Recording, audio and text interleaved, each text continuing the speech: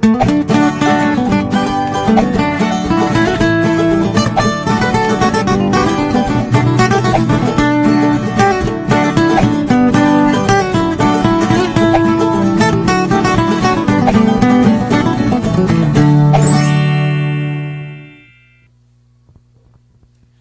boa noite a todos, estamos iniciando mais um Shima Talks, hoje aqui no Orion Park, mais uma vez, com um tema bem interessante, né? Todo mundo fala sobre startup enxuta e já relaciona direto ao livro, né? O livro do Eric Rice, né? Então é um grande motivador, né, do assunto, mas fica a grande pergunta, quem já leu o livro aí? Acredito que poucos de fato leram, né? Eu sou um que não li. Mas o objetivo desse tema hoje é exatamente desmistificar um pouquinho isso, né? Então, e ver que para onde que pode ser usado, né? Quais as aplicações, se é só para startup mesmo, de onde surgiu isso, né? E como a gente pode de fato aplicar ferramentas práticas, né? Que se aplica do Lean Startup, ou Startup enxuta, enfim.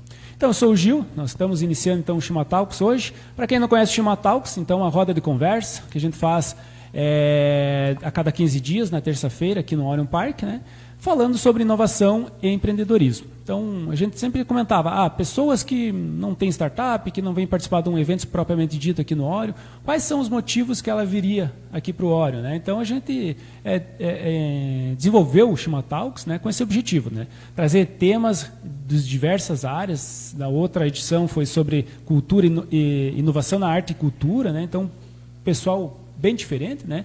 Mas que se trabalha com inovação, bem na pegada da economia criativa, né? Que a gente tá em alta também, né? E hoje o assunto é um pouco mais para startups mesmo, né? E empresários, empreendedores, não só startup, mas esse mindset de startup, né?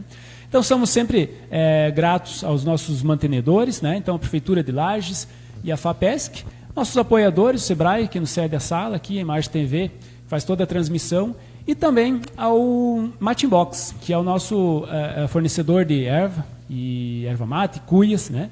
Então, eles são uma startup que tem um modelo de assinatura de produtos, né? E sempre eles trazem a dica dos Shimas, né? Então, hoje, eles vão trazer uma dica sobre a utilização de cuias, né? Então, como escolher uma cuia, para a gente para quem está comprando, está iniciando no mundo do chimarrão, né? Então, como se escolher uma cuia. E o pessoal já está preparando aqui a vinheta, né? Então, vamos soltar o videozinho aqui com a dica de hoje do Shimas, um oferecimento do Matimbox.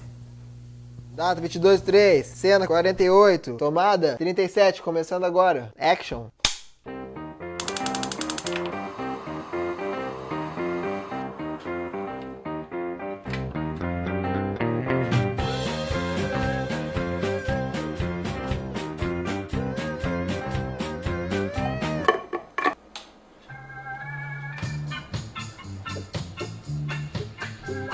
Quero agradecer a todos vocês que estão curtindo os nossos vídeos, se inscrevendo nos vídeos, compartilhando os vídeos e curtindo os vídeos. É tanta cuia quando a gente vai comprar, chega lá no mercado, na internet também, a gente nunca sabe o que procurar. O Matimbox veio hoje para resolver esse problema. Vamos falar um pouco sobre o tamanho das cuias. É muito importante você saber na hora de comprar o tamanho da sua cuia e quantos mates vão render dela. Cuia, tamanho. E a gente define esse tamanho como pequenas, médias, grandes.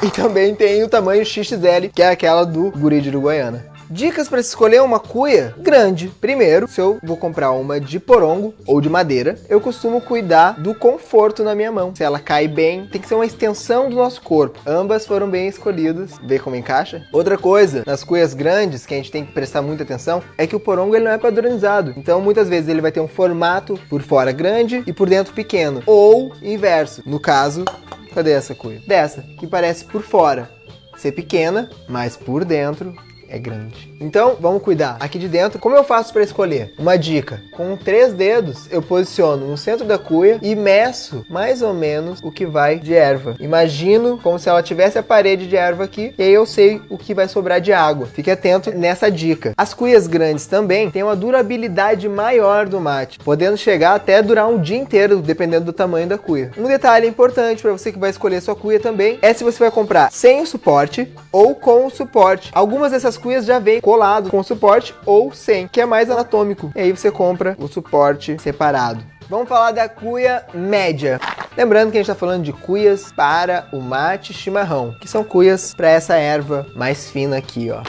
Uma grande conhecida cuia em tamanho médio é essa aqui, a cuia conhecida como cuia da avó. Ela é uma cuia de madeira com revestimento de metal. Ela não mantém tanto o calor dentro dela e capaz de passar um pouco pro lado de fora, mas nos dias mais frios até que é bom para aquecer a mão e o coração. Essa aqui é uma cuia cortada, que eu chamo de cuia degolada. Antes ela tinha esse pescoço que foi retirado dela, no intuito de fazer um mate mais curto. Gira muito mais rápido numa roda e aí não tem aquele tempo de espera e aquele nervosismo todo, você fica contando: ei, cadê o mate? Cadê o mate? E para terminar, as cuias pequeninhas. As cuias pequenas têm essa grande vantagem de economizar erva. Ela pode ser usada tanto para tomar sozinho, quanto para tomar com um amigo ou para levar para os lugares. A cuia pequena é uma cuia muito mais portátil, podendo levar ela para qualquer lugar sem ter que carregar toda aquela mateira grande. Um modelo muito conhecido é a cuia coquinho, uma cuia muito usada tanto para o mate gaúcho quanto para o argentino ou uruguaio. Você vai encontrar diversos tamanhos de cuia e uma variedade infinita de materiais. A gente tem de porongo, de madeira, de coco, de cerâmica, de vidro, inox, castanha, de chifre, com revestimento em prata, em ouro, vidro, em inox, castanha, de porongo, de chifre, de madeira, revestimento. Em ouro. Fechou?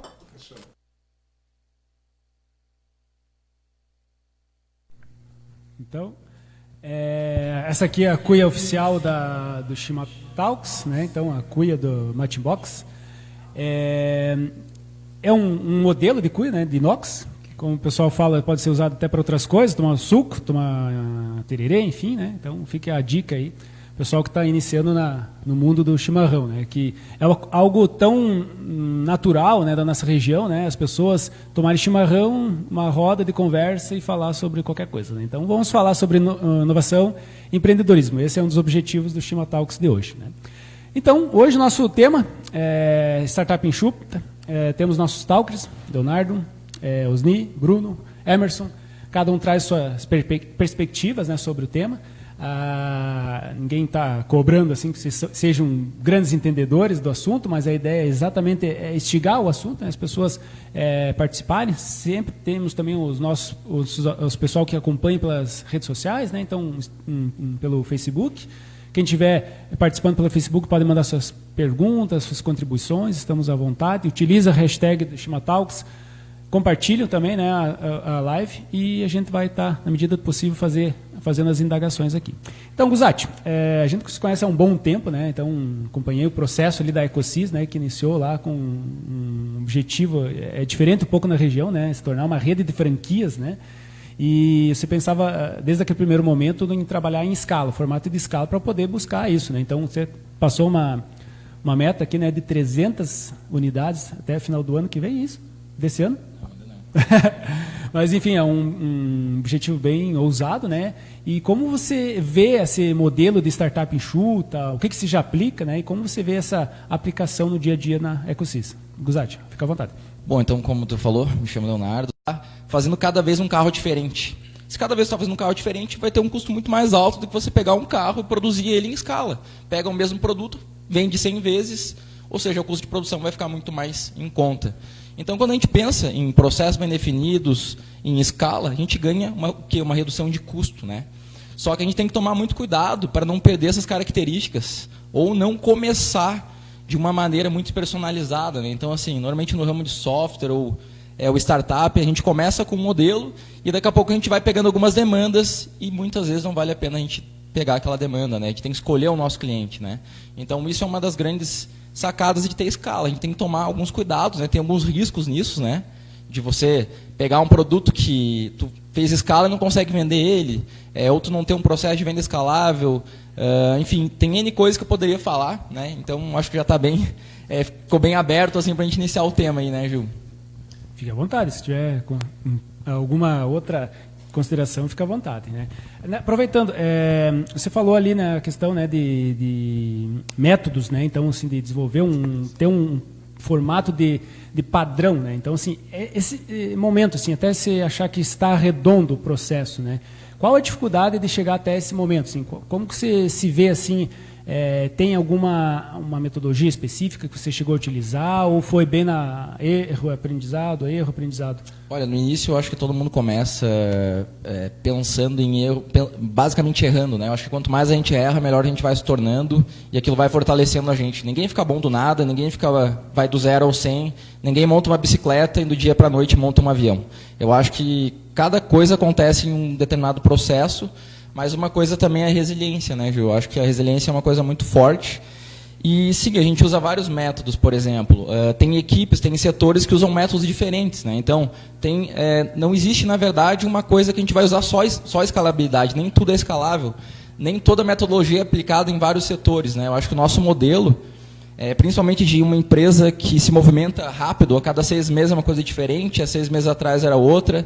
Eu percebo que o que a gente está vivendo hoje, que a gente vive nesse momento de tecnologia, de métodos sendo criados, e talvez quando a gente tenha filhos, eles vão quebrar tudo que a gente está fazendo hoje, né? Quem já tem filho aí, eu acredito que vai mudar muita coisa. A gente está quebrando muito paradigma, a gente está quebrando métodos que existiam há muito tempo atrás. Tem muita coisa que funciona ainda, por exemplo, Napoleon Hill é uma coisa que funciona ainda, a mentalidade das pessoas funciona muito bem, a cultura é uma coisa que sempre vai funcionar, sempre tem que ser empregado dentro da empresa, mas os métodos funcionam muito bem e eles estão se reinventando toda hora. Então, assim, acho que a gente tem que pensar em escala, tem que pensar em OKRs, tem que pensar em indicadores, KPIs, cultura. Eu acredito que a atitude é uma coisa que vai fazer uma diferença muito grande nas empresas. Então, na verdade, eu joguei aqui um monte de coisa que dá para a gente conversar assim 1 hora, 10 horas, sei lá, sobre esse assunto. Eu acho que uma empresa vai muito além de escala. Eu acho que uma empresa, principalmente, ela tem que ter cultura. Ela tem que... As pessoas que estão dentro da empresa têm que estar bem engajadas, elas têm que, na hora que tu fala da empresa, tem que arrepiar aquelas pessoas ali que estão dentro. E isso acaba chegando na ponta, chegando no cliente, né? Então, acho que, além de ter escala, tem que pensar como um todo. E às vezes a gente esquece isso, a gente está pensando muito em inovação, a gente está pensando que o lojista lá, daqui a pouco, ele não vai ter um atendente. Cara, vamos viver a realidade agora, vamos pensar no futuro, mas tem muita coisa acontecendo, a gente tem que pegar as coisas boas, né? E eu acho que essa é a dificuldade que a gente está vivendo também, de pegar as coisas boas, amadurecer a ideia e aplicar. E uma coisa que funciona muito bem, como que faz para tu aplicar? Olha, sinceramente, o que a gente vive é teste, né? Nem tudo a gente sabe que vai funcionar. Então a gente tem que pega aquele produto lá, testa, funcionou, opa, aplica. Então você só vai ficar bom quando você faz aquilo várias vezes. E uma forma de você reduzir custo antes de ir para o mercado é testar, né? É claro que no início você não consegue ter recursos para testar alguma coisa, mas é uma coisa que funciona, né? Teste é uma coisa que funciona em qualquer setor. Tem que testar antes de colocar no mercado, ou antes de colocar um processo para rodar, tem processo, metodologia que você vai testar, enfim. Tem muita coisa que dá para fazer, mas o teste é um bom começo, né? Legal, com certeza vai ser bem produtivo hoje a nossa discussão. Osni, na parte mais de... A gente estava discutindo no início, né, a origem, né, então bem esse método de produtivo, né, lá do modelo Toyota, né, que é bem na parte de produção mais para a indústria, né, e agora sendo aplicado mais a parte de softwares, né, serviços no modo geral, né.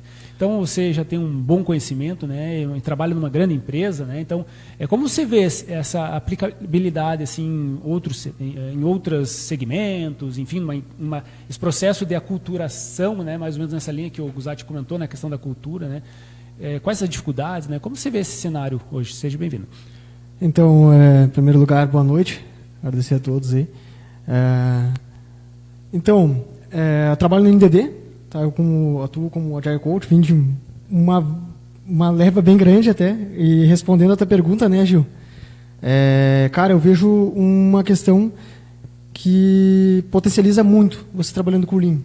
E trazendo o Lean, assim, a questão dessa parte enxuta mesmo em si, para desenvolvimento de software, que nem você falou ali da Toyota, ela te casa muito bem em desenvolvimento de software.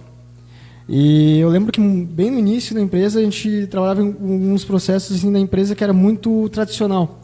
Você vinha daquele modelo cascata, que nem o próprio, aproveitando o embalo ali do Guzatti comentando, né? Você vai lá, começava a desenvolver, fazia aquilo ali, a pouco entregava dali 2, 3 meses, aquilo ali já não fazia mais sentido e não era aquilo que realmente agrega valor para o cliente.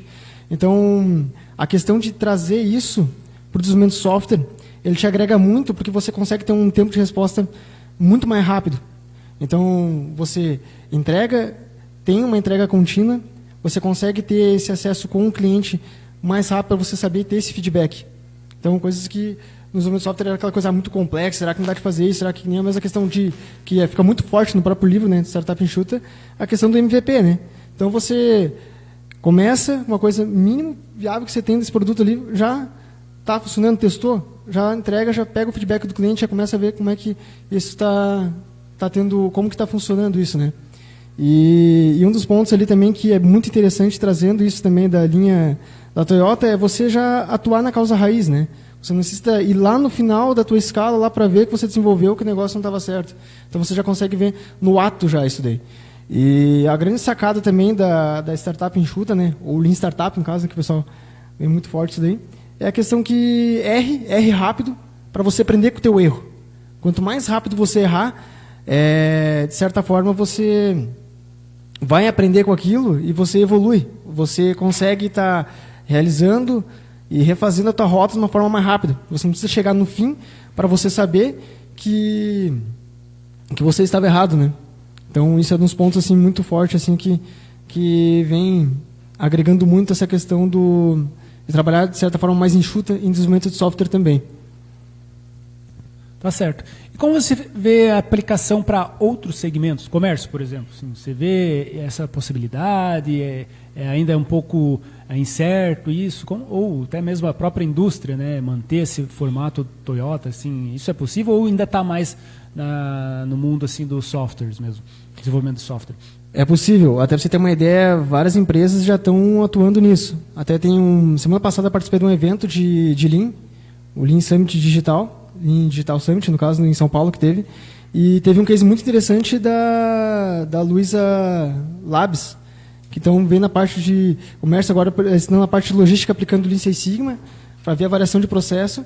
E tanto na parte deles, eles já estão atuando muito forte com o Lean, na parte de desenvolvimento deles mesmo, a parte do e-commerce, tudo, eles já conseguiram reduzir muito, enxugar muito a cadeia, de entregar, de uma certa forma, mais rápido e eliminar vários gargalos e vários desperdícios que eles tinham nessa cadeia de estar entregando os produtos para o cliente final, no caso. Legal. Então, você comentou ali dos Six Sigmas, né? Então, já até passo para o Bruno ali, que até não conhecia essa sua empresa, então é da Minds Up, isso, né? Então, como você vê esse mercado também, a aderência a esse mercado, essa nova metodologia, enfim? Quer dizer, é nova, mas não tão nova, né? Então, só mudou a cara, né, digamos assim, né? Então, veio de um nome, né, agora está sendo usado. Como você vê assim, a percepção das pessoas, a aplicabilidade e esse interesse das pessoas, dos empresários, a essas metodologias? Bom, boa noite a todos, me chamo Bruno. Hoje eu tenho uma empresa bem voltada à metodologia, principalmente trabalha com Lean Manufacturing e Lean Six Sigma, né? Eu quero contar uma historinha antes, né? Acho que para todo mundo entender de onde que o Lean surgiu. O Japão, pós-guerra mundial, estava destruído, acabado, não tinha, vivendo a escassez, não tinha matéria-prima, não tinha mão de obra, não tinha tempo, não tinha nada. E os caras tinham que se reerguer novamente. E aí eles implementaram, criaram dentro da Toyota a filosofia Lean. Aí imagina, os americanos não passaram por nada disso, né? Eles guerrearam, mas não no território deles. E em 10 anos, por mais que tudo que o Japão passou, os carros da Toyota estavam muito melhor que o carro americano, que não sofreu nada. E aí, pessoal, o que está acontecendo aí, né? Vamos entender o que está rolando. Os caras em 10 anos estão fazendo coisa melhor que a gente. E foi onde identificaram o Lean Manufacturing, onde surgiu. Depois foi publicado até um livro sobre isso, que é A Máquina que Mudou o Mundo, e foi publicado na década de 90 já, né? Então, o que ele parte do princípio? Você usar o menor recurso possível, agregando maior quantidade de valor para o teu cliente. Inclusive, a Toyota foi a empresa que criou concessionárias, não existia concessionária, e foi uma forma que ela encontrou de estar mais próximo do seu cliente. Então não foi com um afinco só de venda, e sim de ter esse contato, porque está sempre pensando no cliente. E eu venho de uma companhia, a minha escola foi feita lá, trabalhei 12 anos diretamente com metodologia, e essa companhia americana, quando eu entrei nessa companhia, ela vinha fazendo joint venture no Brasil, é uma forma de associativismo, né? Para ela trazer as marcas de fora dela para o mercado nacional, ela achou mais fácil então entrar comprando algumas empresas que já tinham marcas consolidadas, e aí ela vinha trazendo as suas marcas globais. Então imagina, quando eu entrei nessa companhia, ela estava recém-formada as joint ventures, ela era um pedaço Klabin, um pedaço Kenco, um pedaço, enfim, um monte de empresas aí.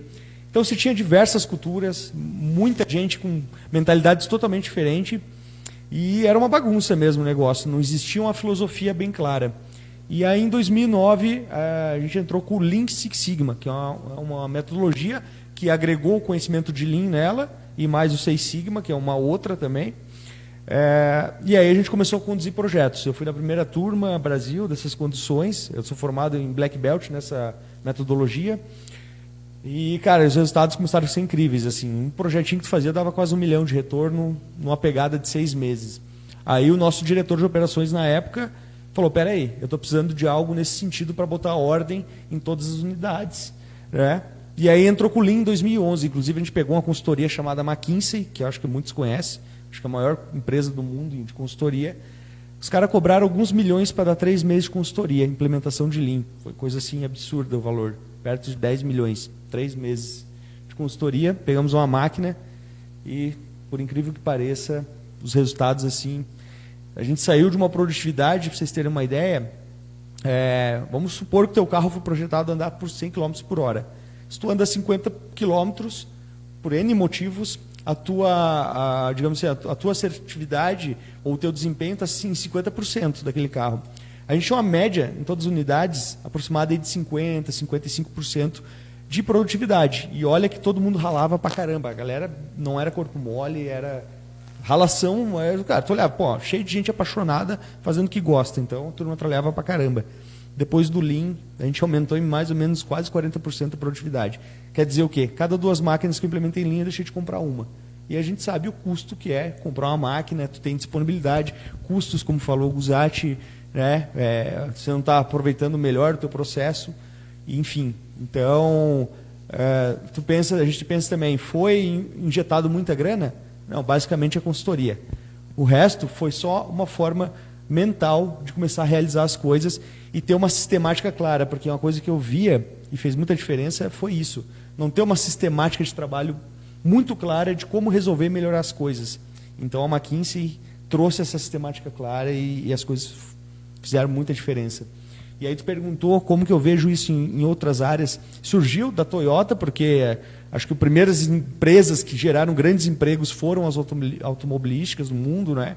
Foram onde começou a gerar empregos mais em massa, com salários melhores, né? O pessoal era muito do campo.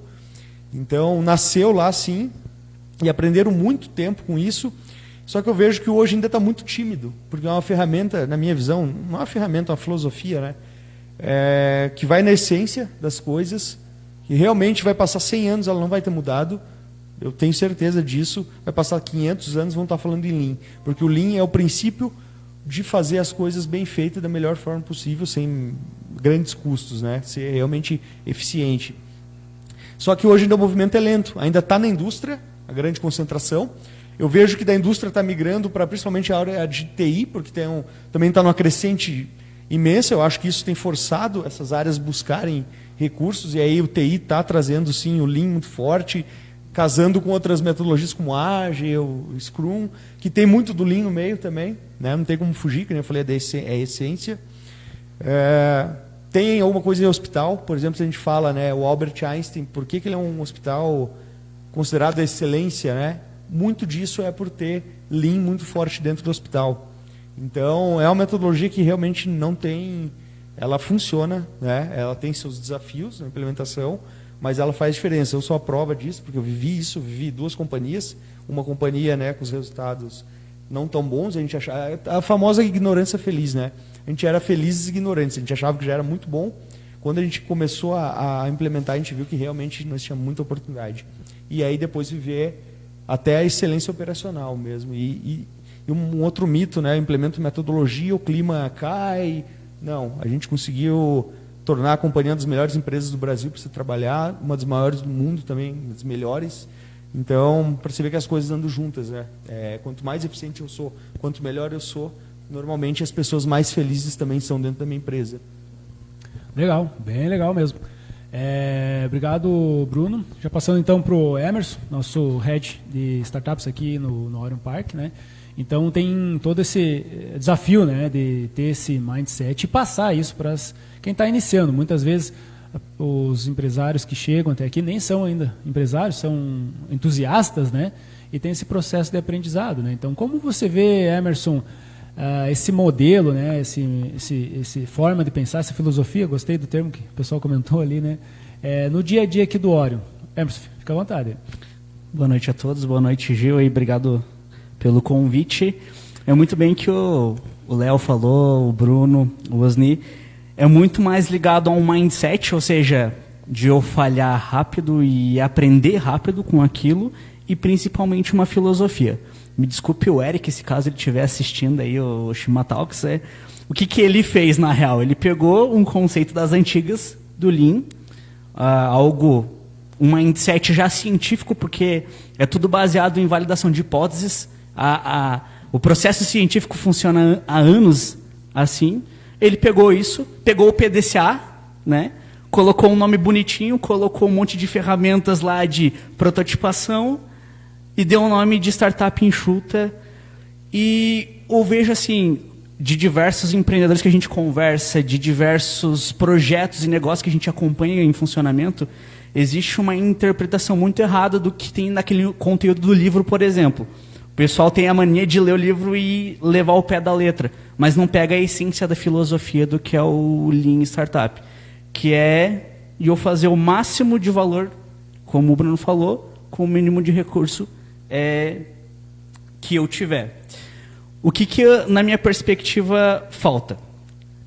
Primeiro, a conversa entre empreendedores que estão nesses estágios de negócio, porque existe uma comparação.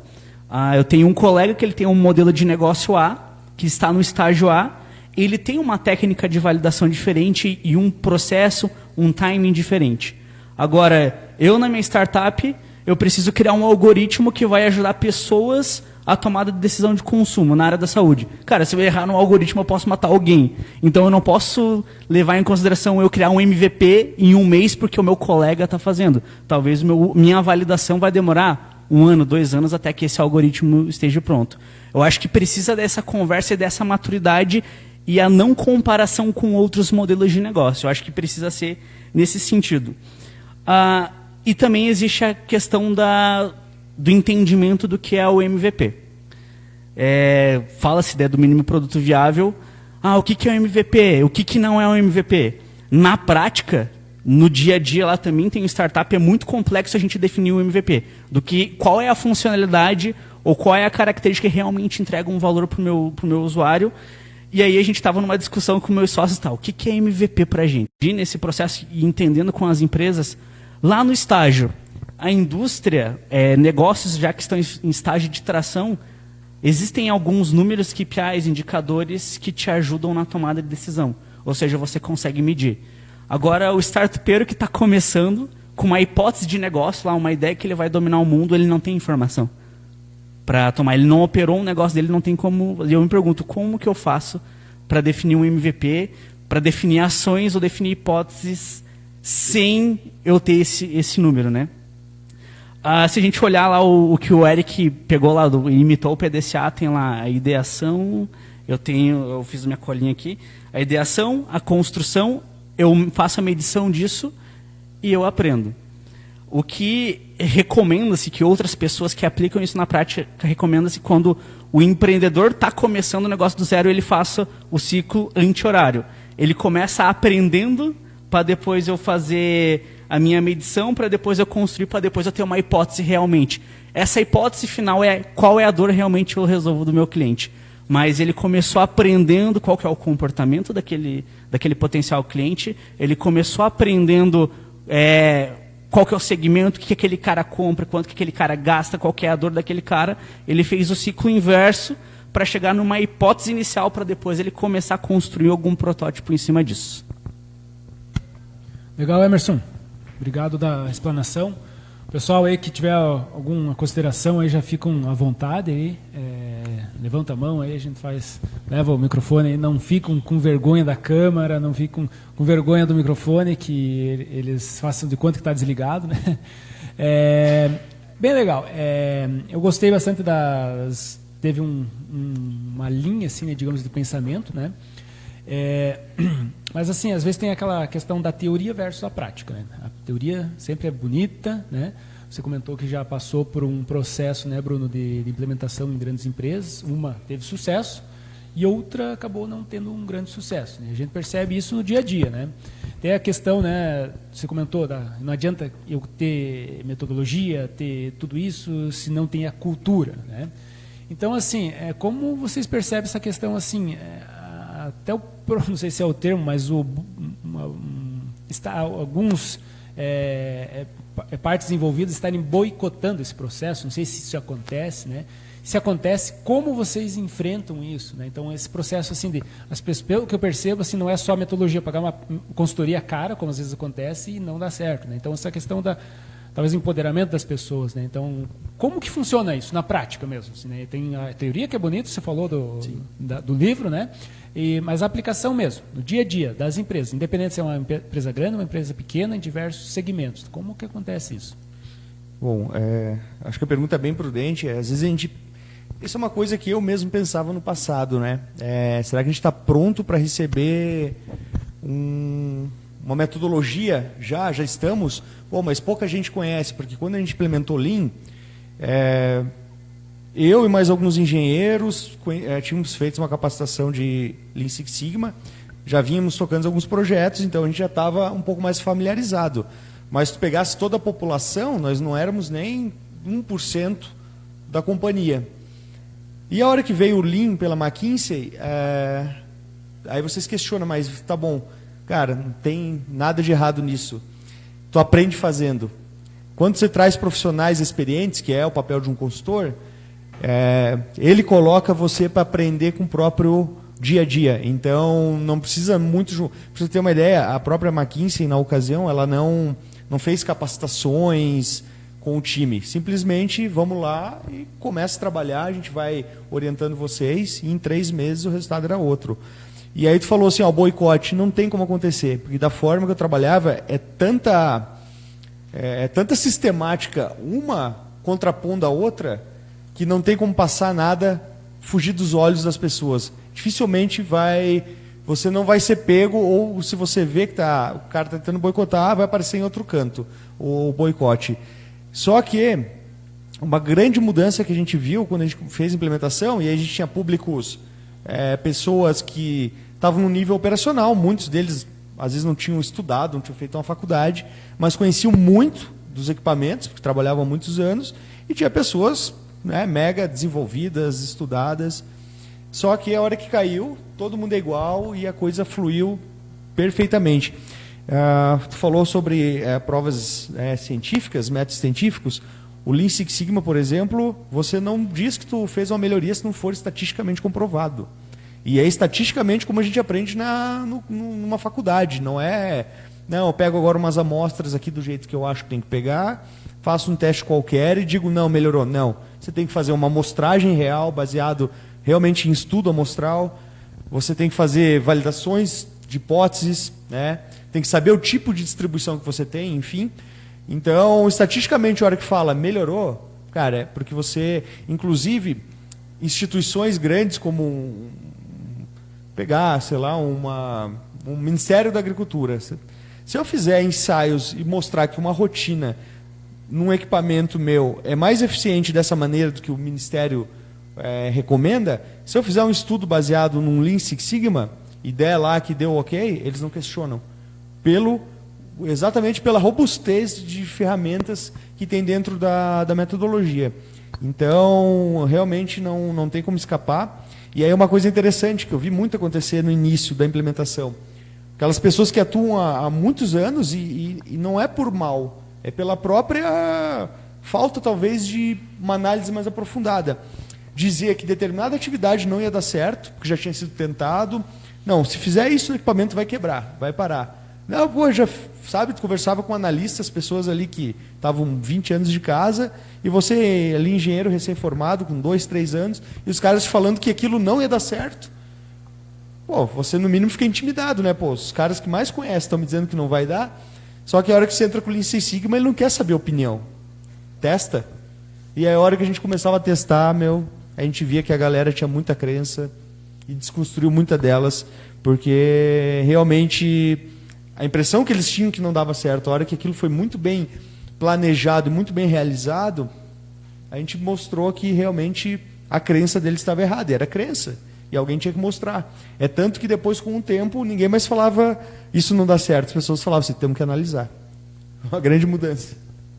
Bom, pegando um pouco o que o Bruno falou, eu tive uma experiência que eu vou compartilhar com vocês, que bem prática, assim, uma coisa bem real. A primeira coisa, assim, a pessoa que chega na tua empresa, chega no teu negócio, ela não está disposta a aprender, sinceramente. Talvez ela não aprenda nem na vida particular dela, profissional. Então, assim, o mindset tem que estar disposto a aprender, né? Então, assim, é claro que essa metodologia ela vai validar várias coisas. Mas acontece, sim, de às vezes chegar uma pessoa na empresa ou num determinado setor, e eu vou falar da experiência que a gente teve. A gente trouxe uma pessoa que se vendeu para a gente, de uma outra empresa, e falou assim, não, eu sei fazer isso. Opa, beleza, esse cara que parece ser bom, validamos eles em vários formatos, a gente fez várias entrevistas com ele. Na hora que chegou no modelo, beleza, o cara chegou lá, ele nada contra ele falar só da empresa anterior que ele trabalhava, mas quando está falando de uma forma para agregar, é uma coisa. Mas quando você está só contestando e tal, mas espera aí, pô, o nosso processo não tem nada a ver com o que tu está vivendo lá na outra empresa. Vamos, primeiro tu tem que entender o nosso processo para depois começar a aplicar. E esse cara, essa pessoa começou a, basicamente, não boicotar, mas pensar de uma forma diferente. Isso a gente chama, tá? Lá na empresa nós chamamos de anomalia cultural. Quando uma pessoa chega e ela não consegue entender a cultura da empresa. Então, assim, é muito importante, se você é uma empresa pequena, uma startup, enfim, não importa o tamanho. As pessoas que estão compondo, né, que estão dentro da tua empresa, não podem pensar diferente. Não podem pensar diferente. E para isso vocês têm que passar uma mensagem clara para quem está dentro da empresa. Todo mundo aqui tem que viver aquilo, respirar aquilo. Tá? Eu falo isso com ênfase porque eu vivi isso, e eu vivo isso toda hora. E tem gente que chega na empresa e faz uma anomalia cultural. Mas beleza, aí tu pega um ponto, valida, como o Bruno falou. Então a pessoa acaba... as próprias outras pessoas aprendam isso, é mais importante. Isso a gente chama de anomalia cultural. E é uma coisa muito comum nas empresas. Por exemplo, até na parte das vendas, eu falo isso porque o cara está lá vivendo a venda, beleza? Venda é concentração, total. O cara está concentrado no comportamento, na crença do cliente, o cara tem que estar pensando e vivendo aquilo. Né? Então, assim, essa questão da anomalia cultural tem muito a ver com crença, que o Bruno falou. Na hora que tu vai implantar isso numa empresa, o cara está com a crença que não vai funcionar. Mas aí tu vai medir, vai validar aquilo, né? Então, assim, além da metodologia, tem coisas que vão muito mais além. E por isso que é importante pensar como um todo também, né? Então, a metodologia ela vem colaborar muito, ela vem para dar escala, né? Como foi comentado, ela agrega muito. Mas, cara, é pensamento, é mindset, né? Como foi falado antes. Boa noite, me chamo Léo. Eu queria fazer, na verdade, uma pergunta para o Osni. Eu estou nesse exato momento estudando sobre startups, né, e lendo o livro que provavelmente acho que o Eric Rai se baseou, que é do Steve Blank e do Bob Dorff. Né, e eles falam muito em cliente, né, de você ouvir o cliente um dia na vida do cliente, e tem toda uma metodologia em cima disso. Né, e é cultural, né? Isso que a gente tem que colocar dentro da empresa. Eu sou proprietário de uma agência de marketing digital e a gente tem 2 spin-offs dentro dela, né? E a gente tem uma dificuldade enorme de aplicar o Agile. A gente está estudando, né? São vários métodos que a gente coloca dentro da empresa para que a gente possa conseguir chegar no objetivo, né? Eu queria saber de ti lá na NDD, como é que funciona esse processo hoje? Porque não era Agile, né? Esse foi um processo que aconteceu devagarinho, que foi sendo implantado do daily meeting, de você fazer uma retrospectiva, né? Colocando um pouquinho de lean, de você ter a hipótese, validar com o cliente, né? Como é que funciona isso lá hoje na NDD? Obrigado pela pergunta, bem interessante. Até legal porque eu vou conseguir dar continuidade na conversa do Guzatti e poder responder a tua pergunta na mesma lógica. Então, a primeira coisa, quando a gente passa por uma questão assim, de usar alguns métodos ou algumas práticas do ágil e Lean, né, essa questão, né, de Lean, essa transformação, a primeira coisa que você tem que fazer é entender a realidade, que é exatamente o que o Guzatti comentou, a cultura. Entenda a realidade do teu time, entenda como que ele funciona, para você conseguir adaptar essas metodologias que vem lá do Manifesto Ágil, para você começar a trazer isso para o seu time. Digo isso porque eu vivenciei isso dessa forma também. Teve alguns times ali que a gente passou, acabava vindo aquele negócio, era um choque de realidade. Agora você é um time ágil. Agora você tem um PO, o cara tem papel de PO. Agora você tem um Scrum Master. Você tem o time é auto-organizável, você tem autonomia. Agora vocês têm a reunião diária, vocês têm a retrospectiva, vocês têm a plane. Vocês são um time ágil. Não é assim e não funciona. E digo, não vá por esse caminho. E por que não vá por esse caminho? Porque daí você tem um teatro ágil. Até alguns autores já falaram muito forte sobre isso, né? O que seria o teatro ágil, né? Você tá seguindo isso, mas você não respira essa essência. O teu mindset ainda não entendeu isso. Então a melhor forma que existe é você adaptar com a realidade, ir utilizando, entender bem aqueles valores que tem do Manifesto Ágil e ver e fazer uma analogia se realmente você está levando em consideração aquilo. E uma coisa que você falou muito importante, que teve um time que eu passei por lá, nesse time na época eu era Scrum Master nesse time, e a gente vivenciou muito forte a questão de você ver as dores do cliente e você saber. Ali foi um time que a gente teve um potencial muito grande, que a gente conseguiu trabalhar tanto com a questão de adaptar uma realidade. Eu lembro que na época a gente estava assim com ágil, tinha a questão do Scrum Master, tinha todos aqueles as cerimônias e tudo, né? E a gente trabalhava muito forte com a gestão à vista do Kanban, mas não a ferramenta Kanban, né? A gente vinha com o Kanban maiúsculo lá mesmo, né?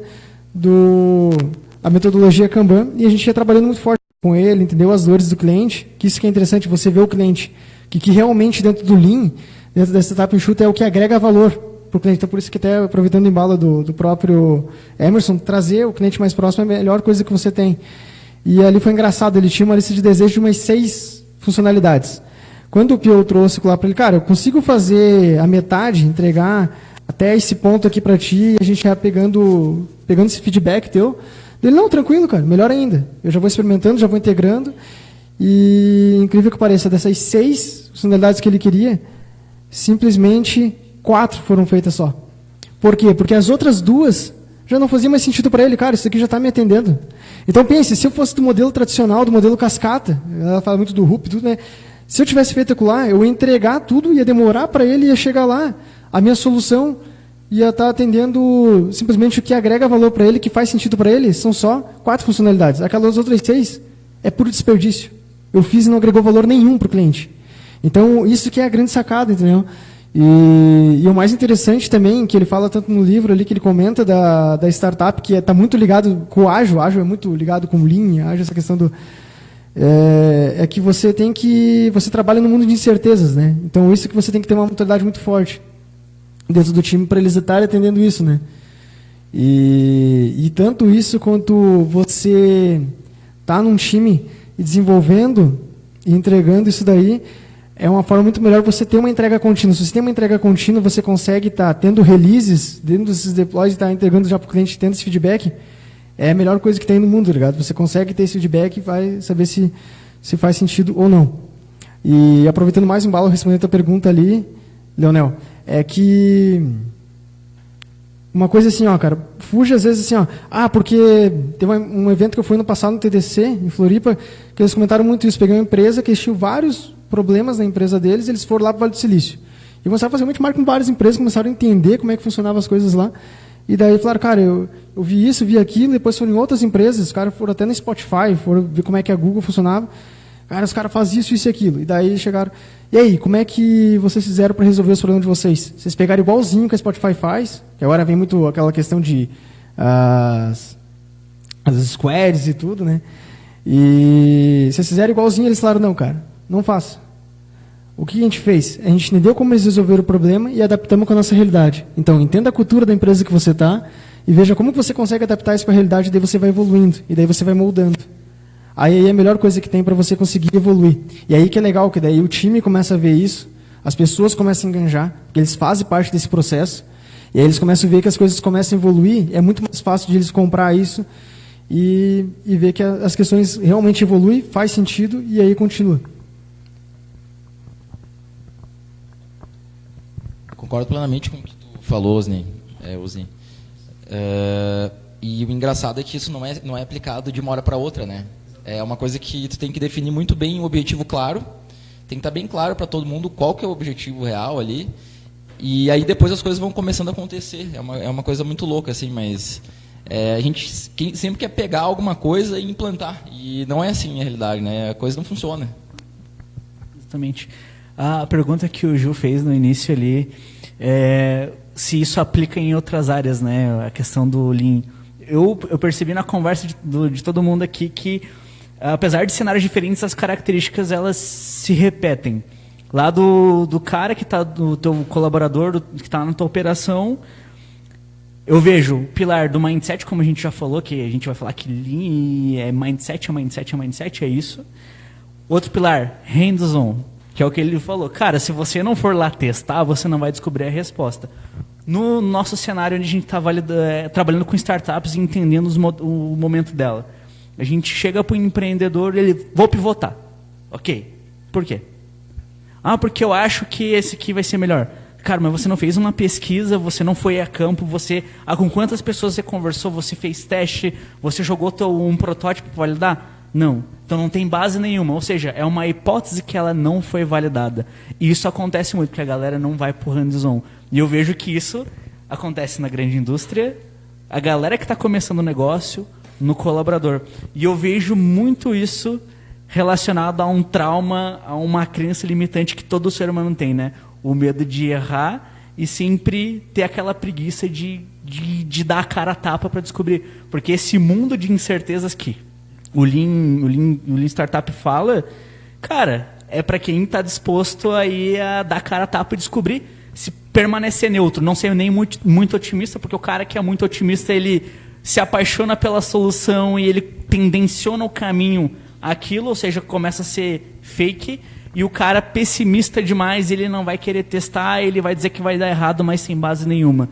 Eu acredito que se a gente conseguisse trabalhar esses pilares dentro desse mindset, talvez a gente conseguisse pegar esse mindset linha em todos os aspectos.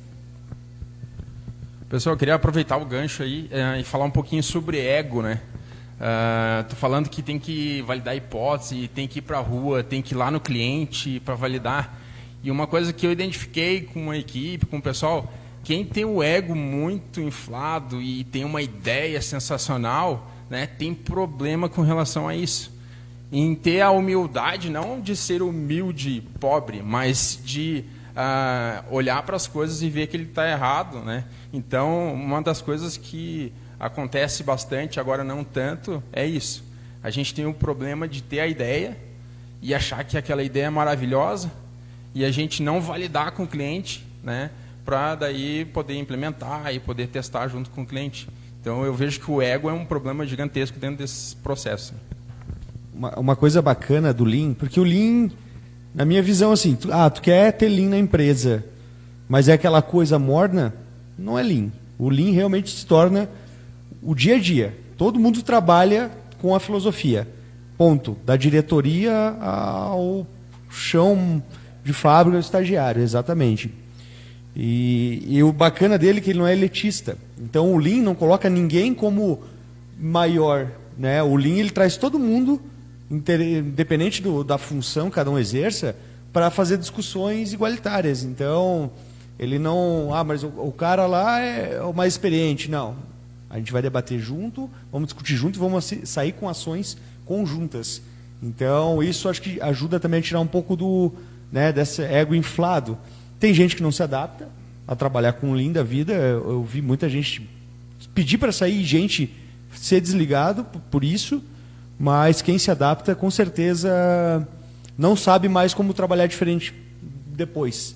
Né? Depois que virou a chave e tu viu o negócio rodando, tu não quer voltar. E aí, pegando um gancho, porque a gente está falando em Lean Startup, o que acontece, né? Eu não conheço a fundo, nunca participei de uma startup Lean, mas conheço muito de Lean, então não tem como desvincular uma coisa da outra.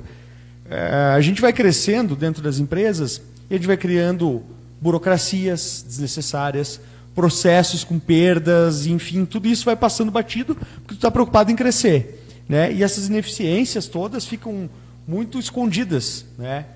E a hora que você entra com o Lean, tu começa a se questionar de um monte de coisa que você faz, e aí tu vê que a maioria delas não agrega para nada. E aí tu pensa assim, vamos supor, eu tenho uma empresa de instalação de ar-condicionado. O cara comprar o produto de mim é o mínimo que eu espero para poder, né, oferecer um serviço para ele.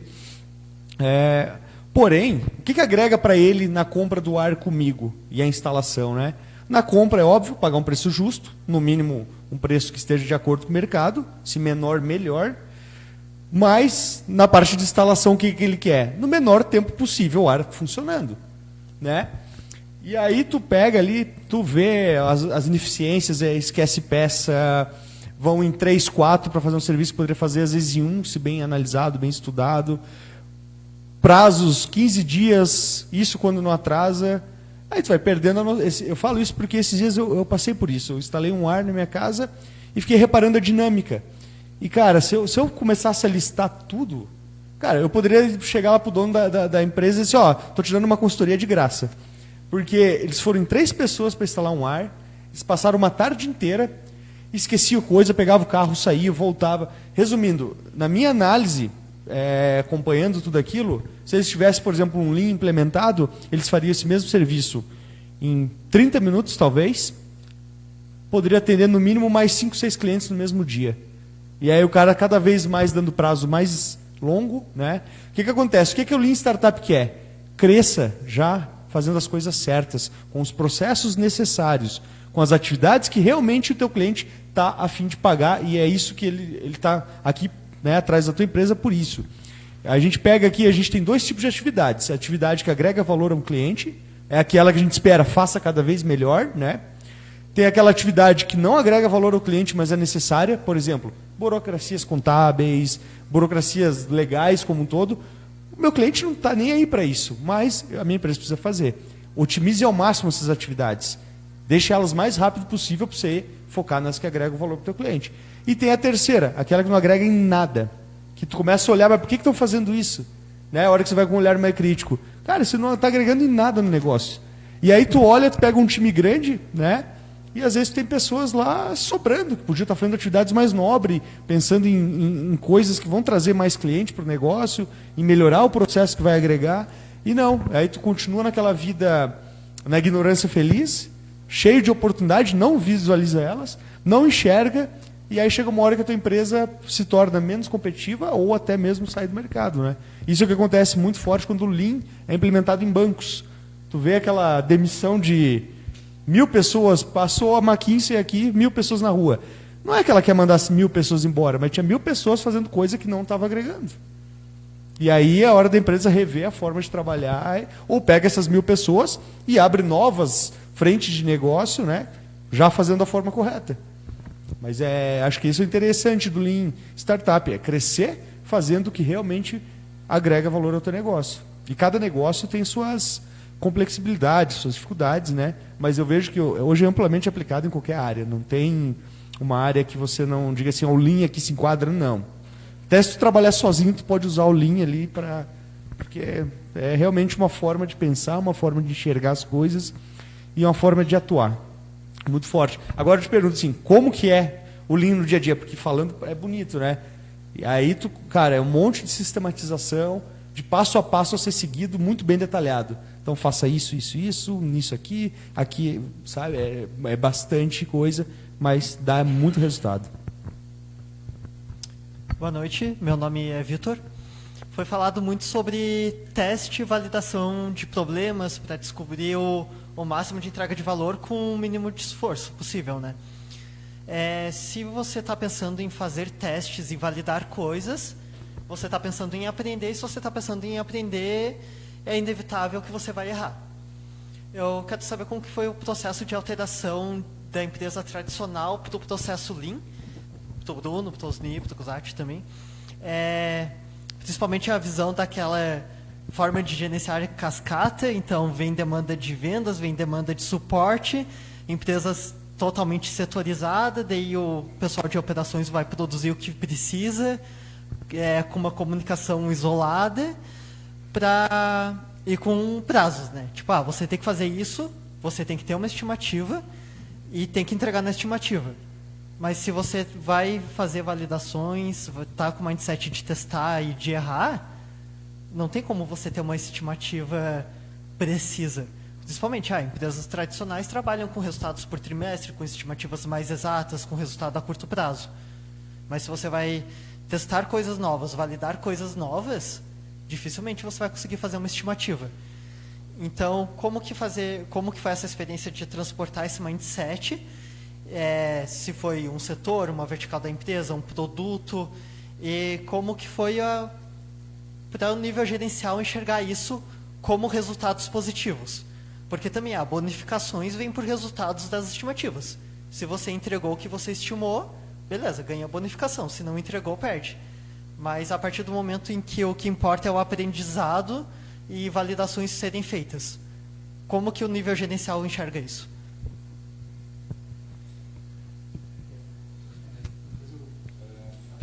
Vitor, né? Vitor, eu até estava procurando uma imagem que recentemente eu fui numa empresa e eu admirei a forma com que o gestor tratava a cultura da empresa e como que ele implantava e ele comparava a empresa dele, tá? Um gestor assim de várias unidades, assim, faturamento de 300 milhões, tá, ano? E eu admirei a forma dele pensar, a forma com que as pessoas, a forma com que a cultura da empresa estava implantada. E ele falou que hoje, a nossa realidade, nós somos squads, né? E o que é o squad, né? O squad é que a gente tem que pensar em ser ágil, assertivo e fluido. E o modelo anterior, ele estava muito focado em burocracia, exatamente isso que o Osni falou, tu ser especialista daquilo, assim, né? Então, basicamente, assim, o que eu tenho para te dar de informação sobre o que eu conheço disso que tu perguntou é isso. Então, o modelo atual é ágil, assertivo e fluido. E o modelo anterior estava burocrático. E está tudo isso reinventando. Basicamente, o processo de venda que o Emerson falou ali, eu começo a pensar em marketplace lá. Eu posso vender meu produto lá para colocar nas Americanas. Então, isso também pode me dar escala, pode me dar outros benefícios, entendeu?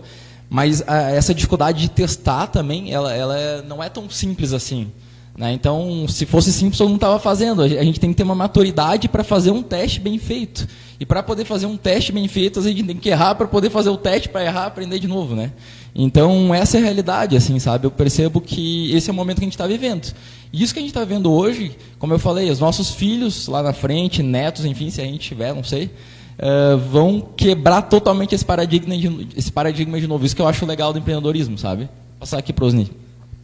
Exatamente. Aproveitando também ali, até uma questão que o Lean pega muito na startup enxuta, você está quebrando sempre as regras. Você entende as regras, mas você já está quebrando ela para você poder evoluir.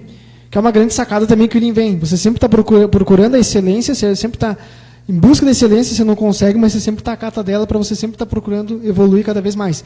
Mas, assim, respondendo também, aproveitando o gancho que o próprio Guzatti trouxe ali para responder o Vitor, uma das questões que vem muito forte na questão do desenvolvimento de software e bem nessa questão de você estar estimando, vendo as horas, a galera vê muito a questão assim do quê? Você começar a medir. Mas medir e saber a tua vazão. Hoje em dia, muitas empresas, o que acontece? Muitas equipes não sabem a capacidade produtiva delas. Então, você não tem aquela questão da previsibilidade. Então, a questão é você partir, ter um histórico, baseado no histórico, quantas histórias eu entrego, quantas demandas eu estou entregando, e baseado nisso você começa a trabalhar nessas questões. Aí você sai daquele sentimento, que nem você comentou, mas agora vocês estão testando mais, vocês estão tendo essa aprendizagem, vocês estão demorando. Mas demorado baseado em quê? Então, a primeira coisa, é que nem aquele velho ditado, né? O velho ditado é uma questão que eu não lembro agora, né? Que ele comenta muito assim, né? Não se gerencia o que não se mede o que você gerencia, não se gerencia o que você não se mede, né? Exato. Então, isso é a grande sacada, entendeu? Então, você medindo, você consegue saber se você está evoluindo ou você não está evoluindo. Então, não fica naquele feeling, no sentimento. Então, acho que isso é uma das premissas mais básicas assim, que existe. Até nós passamos muito por isso também, assim, questão de tipo, agora estamos ágil, agora vamos fazer isso, mas antes era melhor, agora está pior, agora vocês estão entregando com menos qualidade. Mas como? Então, você sempre vê esses dados, avaliar o que você está medindo, se esses dados são confiáveis, principalmente isso. E geralmente é quando acontece em equipes, em times, às vezes você chega assim, o time ele tem vários indicadores. Tem o isso, tem aquilo, beleza. Mas o que realmente faz sentido para vocês? Aí você começa a entrar em métricas de vaidade, métricas de clarificação, lead time, throughput, você começa a ver, cara, isso daqui faz sentido para o meu time? Eu consigo fazer uma retrospectiva baseada em dados? Eu consigo ver se eu estou evoluindo ou não estou? Então aí você começa a ganhar com essas questões, e você consegue aprendizagem, consegue testar. Então, um grande exemplo você vê, né, de um tempo para cá, o Zat até sabe muito bem disso, assim, as startups estão crescendo demais, assim, a questão do nível de startup também, porque eles estão nascendo das fissuras, dos problemas. Então, é que nem o próprio fundador, né, o que fez o Waze, né, não se apaixone pela solução, se apaixone pelo problema. Que você sempre vai estar procurando oportunidades de melhoria para você estar evoluindo e você aprendendo com aquilo. Então, o que acontece com essas empresas? Pega o exemplo, Nubank. Eles pegaram o quê? Eles pegaram e ficaram especialistas num problema que eles tinham e focaram tudo para poder fazer uma evolução na parte de que você hoje pega um cartão de crédito, você muda ali, você altera várias questões ali, muito mais prático. E o Waze o que fez? O Waze pegou o Google, uma questão que o Google não tinha atuado ali, cara, vou pegar essa gama aqui que ninguém está olhando aqui, porque isso aqui é um problema que o pessoal tem. Então vamos resolver isso aqui, vamos resolver muito bem feito. Vamos testar, vamos entregar, vamos pegar feedback. E o que aconteceu depois? A própria Google comprou o Waze. Então, eu acho que é aí que... E o que acontece? Não tem... É que nem a gente falou, né? É colocar na prática, a gente começar a exercer isso. E Lean, cara, startup não é nada demais. São questões simples de você pensar, entender realmente, cara, por que eu estou fazendo isso? Será que não tem como fazer diferente? Será que não dá de fazer melhor? E não ficar naquela questão da crença. Não vou fazer porque, cara, uma vez deu um problema aí, mas por que deu aquele problema? E às vezes acontece muito isso nos times, né? Quando você entra com ágil tudo. Cara, não vou fazer isso porque uma vez deu um problema e parou tudo o servidor lá. Tá, mas por que deu isso? Então, às vezes, uns 5 porquê você faz básico, às vezes você já começa a entender. Tá, beleza, por causa disso. Então, beleza, vamos fazer diferente. Tá certo, Slim. Quando o Shimatalks é bom, eu só falo no começo, depois o pessoal fica bem à vontade, né? E passa voando, né? Então, a gente vai finalizando aqui a nossa transmissão, né? Então, agradecemos todo o pessoal aí. Com certeza, depois vamos continuar, né? Então, esse é o diferencial de quem está aqui, né? Então, ao final, a gente faz um sorteio de brindes, né? Nós temos uns blends, que a gente chama, que isso aqui é para ser usado na sua erva mate, né? Um bom apreciador de chimarrão aqui. Acabou faltando para você, Bruno, mas só. Vamos voltar aí, vamos... o Emerson não precisa, você já tá em casa. E para os participantes, então, tem alguns sorteios aqui, né, na erva mate, e a gente faz um processo bem... A gente fala que é bem tecnológico, né? A gente fala o número de 1 a 21, é isso? Então, Guzatti, quero que você diga um número de 1 a 21 aí para a gente fazer o sorteio. 7. Desta erva mate aqui, ó. Olha aqui. Olha só. Luiz, aí, tem que tomar chimarrão agora, hein? Olha lá, só para sair na foto. E... Legal. Mais um número. Diga lá. Osni.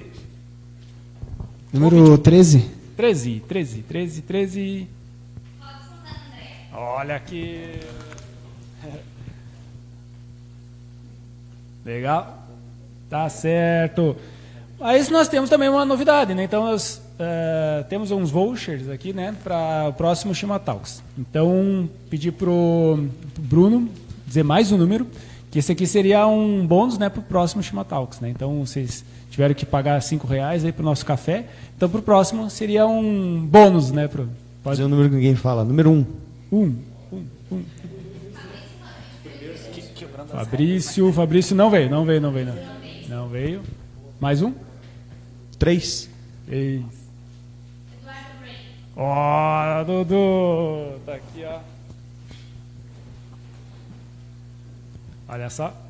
Joinha. Emerson, mais um. 15. Antônio. Não. Mais um. 17. Tava aqui, onde é que foi? Tá aqui. Pô, cara, você tá me enganando aí, cara. Ó.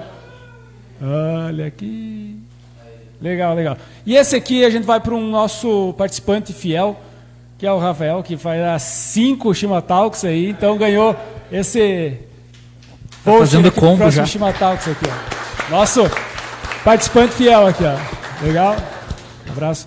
Pessoal, então, somos gratos, então, né, a participação de todos. Foi bem empolgante, né? Bem louco, que diz aquele videozinho lá. E aqui a gente continua, né? Então agradecemos o pessoal que acompanhou pela internet. Hoje o pessoal estava meio tímido, não contribuiu muito com perguntas, com sugestões, mas aqui foi bem rico, né? Então aqui continua, né? Ficaram algumas dúvidas, eu fiquei só esperando aí a hora que ninguém ia perguntar, eu ia perguntar mais uma coisa. Então, voltamos, né, no próximo Shimatalks, já fica a dica, um assunto interessante sobre investimento em startups, né? Então, fiquem ligadinhos aí para o próximo Shimatalks, você vai ter um tema bem legal. E sempre agradecemos, então, aos nossos mantenedores, né, a Prefeitura de Lages e a FAPESC, a Imagem TV como apoiador, o Sebrae como nosso apoiador também, e o Martin Box, né, que oferece esses brindes para nós aqui, e na próxima edição vamos ter algumas novidades, né? Então, pessoal, fiquem ligadinhos nas redes sociais do Orion. A gente sempre faz nosso canal de divulgação nas redes sociais, né? Facebook, Instagram, WhatsApp, né? Nós temos uma série de grupos aí, né? E também pelo mailing do e-mail, né? Então, agradecemos a todos e contamos com a participação de todos no próximo Shimatalks. Um abraço e até lá.